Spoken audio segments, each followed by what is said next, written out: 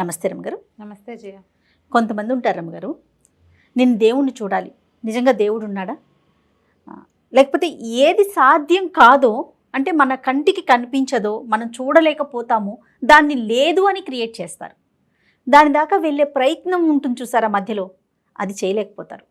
అప్పుడు బహుశా నిజంగానే భగవంతుని చూడొచ్చేమో, డైరెక్ట్గా ఒక ఆకారంలో కాకపోయినా వేరే ఒక రూపంలో చూడొచ్చేమో కదా. అంటే నమ్మకం ఉంటే అది నమ్మాలి కదా. ముందు మనకంటూ ఒక నమ్మకం ఉంటే మనం గాఢంగా నమ్మాలి. ఫర్ ఎగ్జాంపుల్ వినాలి. హాస్పిటల్కి వెళ్తారు, ఒక డాక్టర్తో ఏదో మెడిసిన్ తీసుకుంటారు, తగ్గిద్దో తగ్గదో ఏమవుతుందో అని అనుకుంటే అసలు ఆ మందు ఎలా పనిచేస్తుంది? మందు వాడుతుంటారు కానీ నమ్మకంగా ఉండదు. కానీ ఆ మనిషి మీద నమ్మకం ఉంటేనే కదా మనకు అది పని చేసేది కదా రమ్మగారు. ఎప్పుడు అలాగే ఉంటుంది.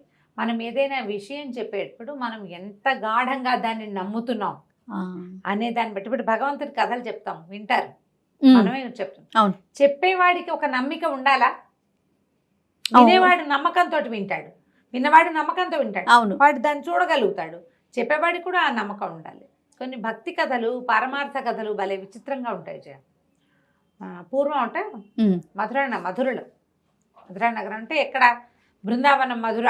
అక్కడ మధురలో ఒక సంపన్నుడి ఇంట్లో ఏకాదశి నాడు కథాకాలక్షేపం జరుగుతుందట. కథాకాలక్షేపం అంటే ఏకాదశి నాడు రాత్రి తెల్లవార్లు మెలకుగా ఉండాలి. అయితే ఆ పూట ఒక ఆయన భాగవతం చెప్తున్నారు, భాగవత గాథలు. అయితే అదే సమయానికి ఇంతమంది సంపన్న గృహస్థు, ఇంట్లో ఇల్లంతా వెలుగు, చాలా మంది జనాలు చేత బయట బళ్ళు గిళ్ళు ఉండేసరికి ఒక దొంగవాడు, భగత్ అతని పేరు, ఆ భగతుడు అనే దొంగ ఆ ఇంట్లోకి ప్రవేశించాడు.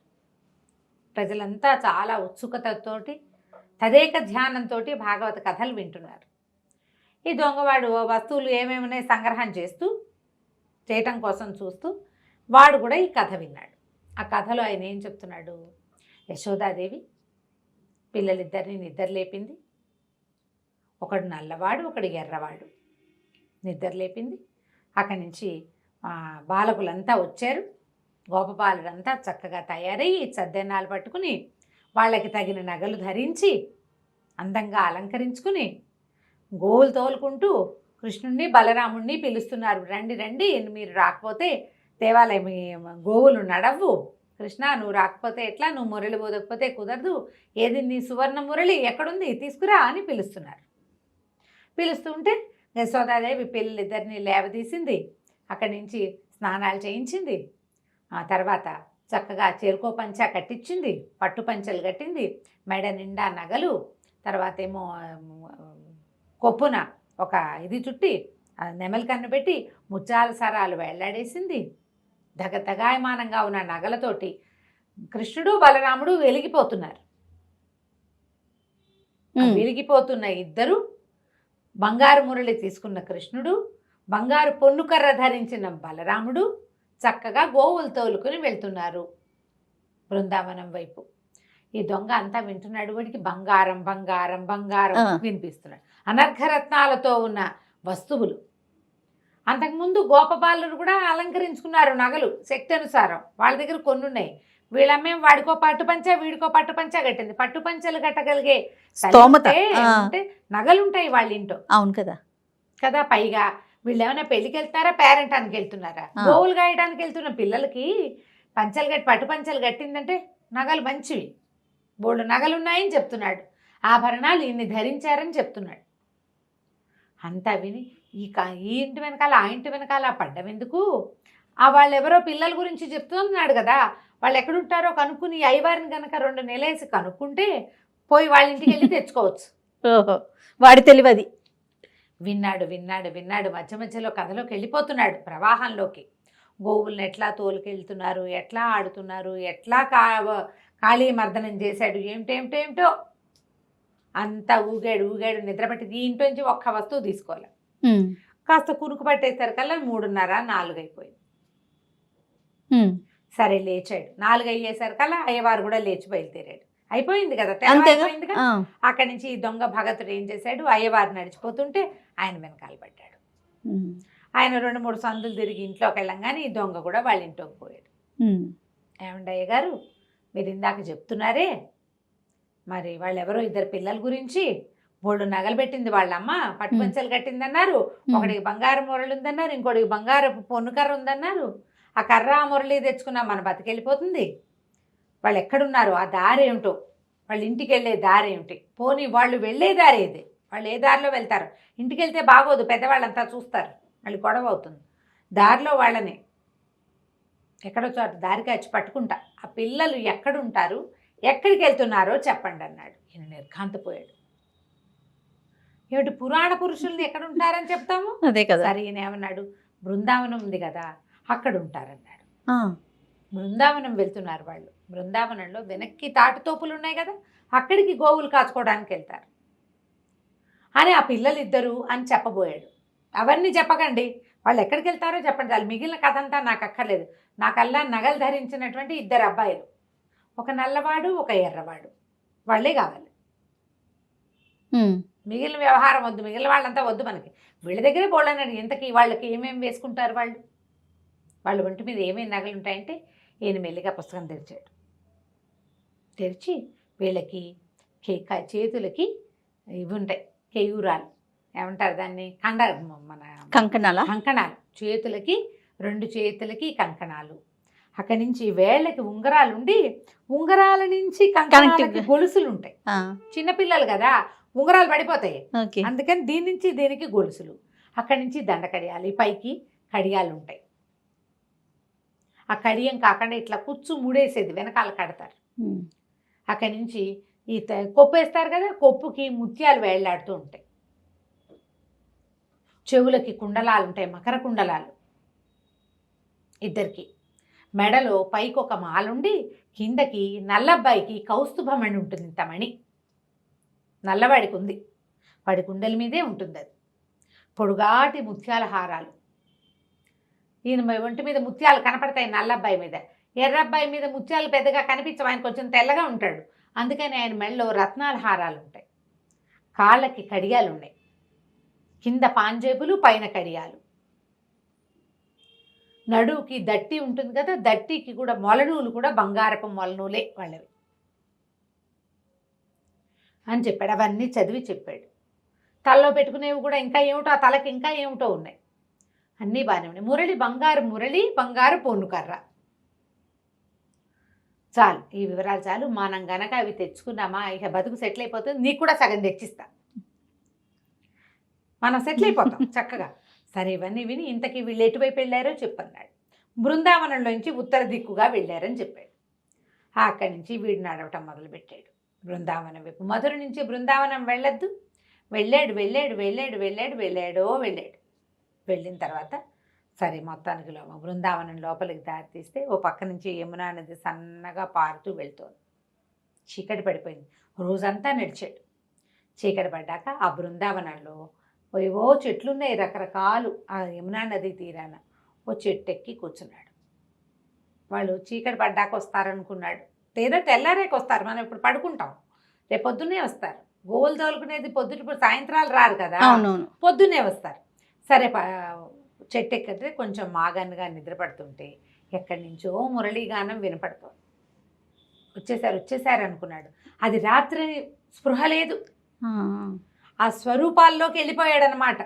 ఇన్ని నగలు పెట్టుకున్న బాలకుమారులు ఇద్దరు, వాళ్ళ రూపవర్ణనలోకే వాడి బుద్ధి.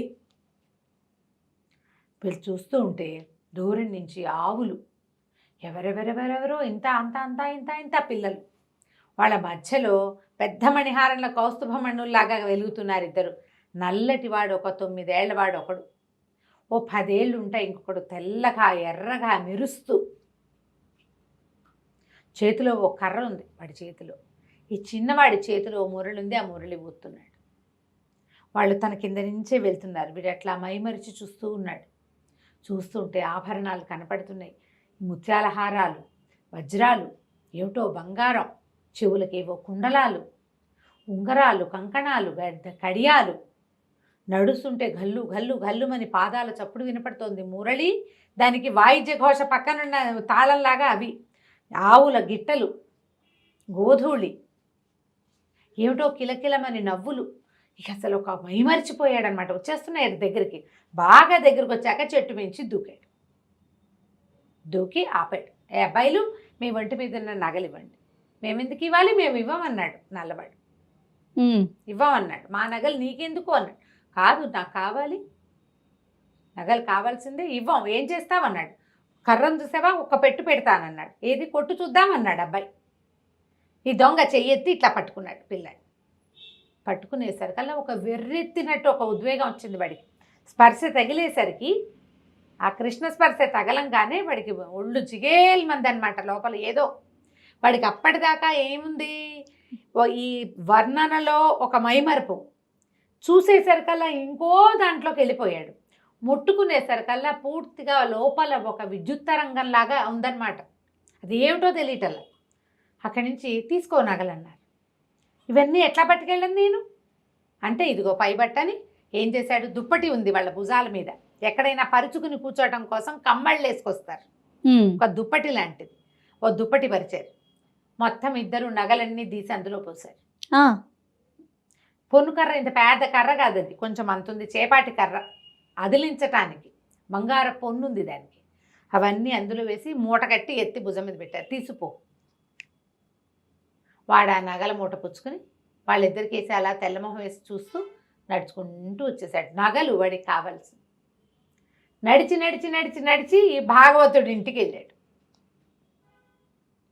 మర్నాడు ఇది ఇవాళ రాత్రి మాట్లాడాడు. తెల్లవార్లు నడిచి ఆ రాత్రికి వెళ్ళని చూశాడు. మళ్ళీ తెల్లవార్లు నడిచి కాస్త అటు ఇటుగా చీకటి పడుతుండగా అక్కడికి వెళ్ళాడు. వెళ్ళి ఆ నగలు చూపించాడు ఆయనకి. నిర్ఘాంతపోయాడు ఆయన. ఏమిటి, నల్లవాడిని తెల్లవాడిని నువ్వు చూసావా అంటే, చూశాను. ఇంతంత పిల్లలు, భలే అందగాళ్ళు, వాడి కన్నే కన్ను, వాడి నవ్వే నవ్వు, వాడి రూపే రూపు, ఇంతే ఉన్నారు. నువ్వు చెప్పినట్టే అవే నగలు. ఇదిగో పోనీ వీడు చూడలేదంటానికి నగలు కనపడుతున్నాయి సాక్ష్యం. బంగారపు మురళి, మిగిలిన వస్తువులు ఎవరి దగ్గర ఉంటాయి, ఒక మణి, అవి ఎంత ఖరీదు ఉంటాయని మొదట అడిగితే ఆయన కోట్లు చేస్తాయన్నాడు. అవన్నీ దగదగలాడుతూ కనపడుతున్నాయి. ఏది ముట్టుకున్నా ఒళ్ళు జల్లు జల్లు మనిపోతుంది. కాంతిపోయాడు. ఇవే మనకు కావాల్సింది, దీన్నేం చేసుకుంటా, ఇవెందుకు బాబు, నీకు ఇవి ఇచ్చిన వాళ్ళు ఎవరినో నాకు చూపిస్తావా అన్నాడు. నువ్వే కదుటయ్యా చెప్పావు అన్నాడు. నేను చెప్పా కానీ నేను ఎప్పుడు చూడలే, పుస్తకంలోనే చూసా, నిజంగా నేను చూడలేదు, నన్ను కూడా తీసుకెళ్ళాను. సరే పదన్న. నగలన్నీ మళ్ళీ మూట భుజాన్ని వేసుకుని భాగవతుడు దొంగ ఇద్దరు కలిసి బయలుదేరారు బృందావనానికి. చెట్టెక్కి కూర్చున్నారు. ఇదిగో వస్తారు, అదిగో వస్తారు, అదిగో వస్తారు అన్నాడు. గంటలు గడిచాయి. అదిగో వచ్చేసారు అన్నాడు. వచ్చారు, వీడు కనపడ్డే, భాగవతుడికి ఏమీ కనిపించట్లా, దొంగకే కనిపిస్తున్నారు. అక్కడి నుంచి బాబు మళ్ళీ ఎందుకు వచ్చావో అని అడిగాడు నల్లవాడు. అడిగితే, నేను భాగవతుడిని తీసుకొచ్చాను, ఆయనకి చూపించడానికి వచ్చాను, నీ నగలు నువ్వే తీసుకో, నాకొద్దు, నగలు తీసుకో, నాకు అక్కర్లేదు, చూస్తే చాలన్నాడు ఆయన. నేను నిన్ను చూసా కదా, నేను నిన్ను చూశానడానికి సాక్ష్యంగా నగలు కూడా చూపించా కదా, నాకు అదే చాలు, మీ నగలు మీరు తీసుకోండి అని ఒక్కో వస్తువు ఎత్తి మెళ్ళో పెట్టాడు పిల్లలిద్దరికి. ఆ మురళి అబ్బాయి చేతికిచ్చి, ఆ కర్ర పెద్ద అబ్బాయి చేతికిచ్చాడు. ఈ లోపల గోల్మని ఏడ్చాడు భాగవతోత్తముడు. నాకేమీ కనిపించట్లేదు, నేను ఎవరిని చూడలేకపోతున్నా, నువ్వెవరితో మాట్లాడుతున్నావో నాకు తెలియటం లేదు అని. పాపం ఈ దొంగ అడిగాడు, నువ్వు కనిపించట్లేదుట అంటే, సరే నా చేయి పట్టుకుని నువ్వు భాగవతుడు చేయి పట్టుకో అని చెప్పాడు కృష్ణుడు. పిల్లవాడి చేయి పుచ్చుకున్నాడు దొంగ. వాడిలోంచి ఒక అనంత విద్యుత్ ప్రవాహం ఆ భాగవతుడి చేతిలోకి వెళ్ళింది. అప్పుడు ఆయనకు ఆ జ్ఞాన నేత్రం తెరుచుకుని ఈ వ్యక్తుల్ని చూడడం మొదలుపెట్టాడు. జగన్మోహనాకారుడుగా ఉన్న పిల్లాడు కృష్ణుడు, అంతకు దీటైన రూపంతో ఎర్రగా తెల్లగా మెరిసిపోతున్న బలరాముడు, అశేషమైన గోసంపద, ఎంతమందో గోపాలకులు, విపరీతంగా నగలు ధరించిన ఆ పిల్లలిద్దరిని చూశారు. కల భాగవతోత్తముడు నేల మీద పడిపోయాడు సాష్టాంగం. ఈ దొంగకి దండం పెట్టడం తెలియదు. వాడు ఆ సౌందర్య ప్రవాహంలో పడి కొట్టుకుపోతున్నాడు.